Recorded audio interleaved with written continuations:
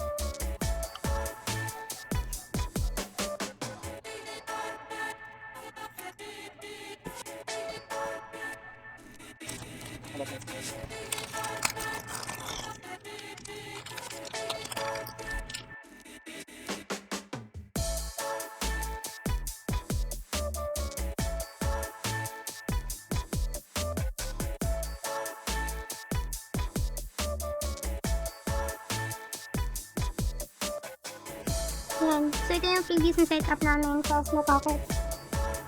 Try namin siyang palitan ngayon no? Ito, sa mga bagong bilis.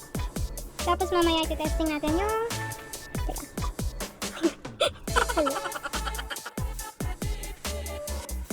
Testing natin yung... Ito. Itong mic adapter. Kasi generic, hindi siya unofficial. Unofficial DJI adapter. Na nabili namin for only 500 plus pesos or roughly $10 to $12. Yan. Let's go! So, assemble ko muna to.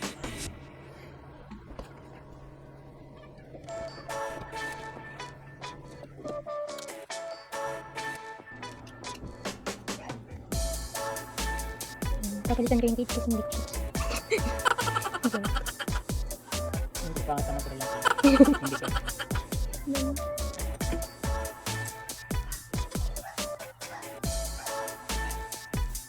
Ganito nga pala siya kaliit. Nakalimutan na. Osmo Pocket kasi dati super portable na. Yan ko siya. Kabit na natin ito. Ilang ko na butubok. Pwede pala siyang disassemble kapag di mo kailangan gamitin yung setup mo. Kasi easy. Hindi ka lang nasa line. Tada! Alam mo siyang normal. Pero hindi naman kakasya na naman ito. Pagpatuloy ko na. Tapos, pwede na ito. Dito na.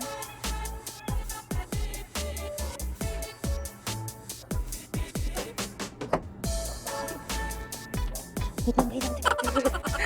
Patapos. Wala mo dito na next week. Aling screen. Hindi naman. Ha?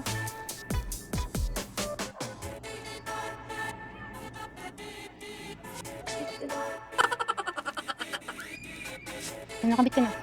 Kailangan lang ng pwersa. Malaki na. Para secure. Tiyang! Something mo na pag-push telescopic. Something. Pero malaki na. Kasi pa yung mic natin.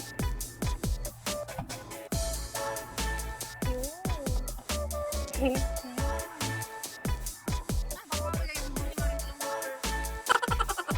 Dead cut.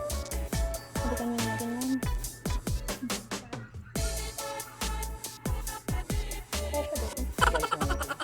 Nalisan natin.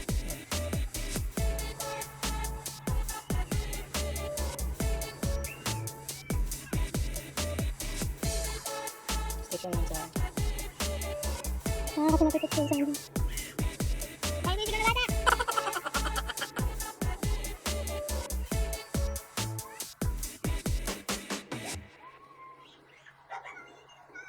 Struggle is real.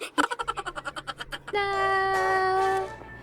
Ang cute! Ang liit-liit. Parang Parang yung baby ng pom-pom. road mic. Oo nga, parang baby road.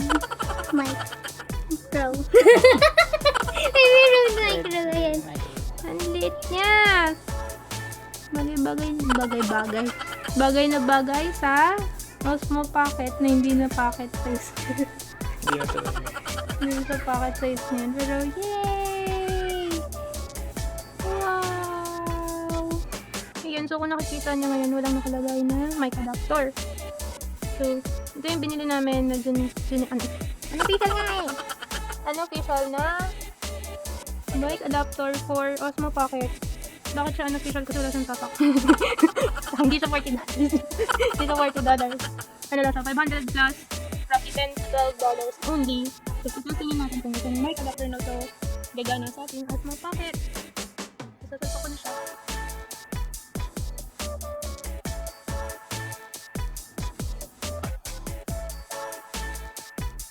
Ayun, so nakita nyo, nagkaroon siya ng icon doon. Ibig sabihin, mayroong mic adapter na nakasalpak. So, na-recognize niya yung mic adapter na nakasalpak sa kanyang sa baba ng Osmo. Tapos, yung sunod na footage naman, mic test. Mic test between kung walang external mic na nakasalpak. Tapos, yung sa internal mic ng Osmo. So, ito yung naririnig nyo ngayon is yung internal mic ng Osmo Pocket. Hello, mic test. 1, 2, 3. Isang dangkal yung layo ko dun sa Osmo. Lalayo ko pa ng konti. Hello, mic test. Hello. 1, 2, 3. Yan. Yun yung internal microphone ng Osmo Pocket. Ayan. Hello, mic test. Ito naman yung test ng microphone na Saramonic. Oo nga, parang baby road. Mic. Pro. Baby road mic. Ayan. Tsaka yung mic adapter.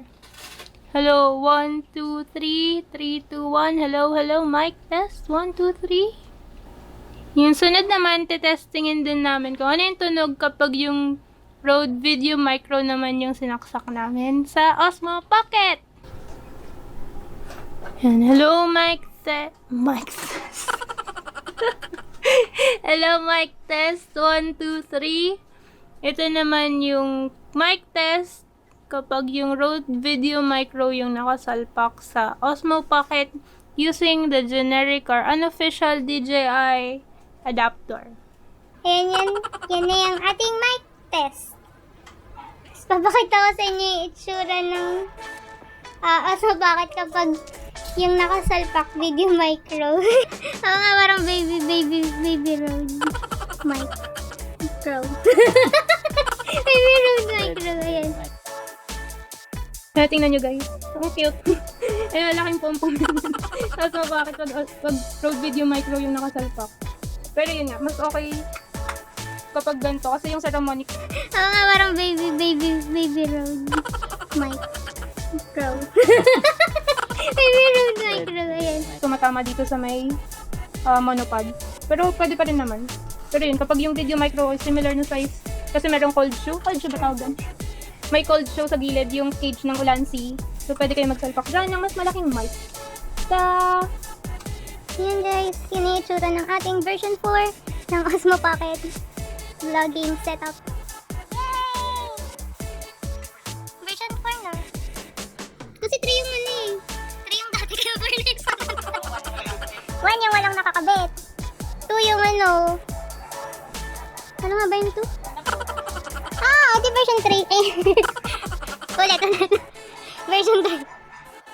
Oo nga, parang baby road. Mic. Pro.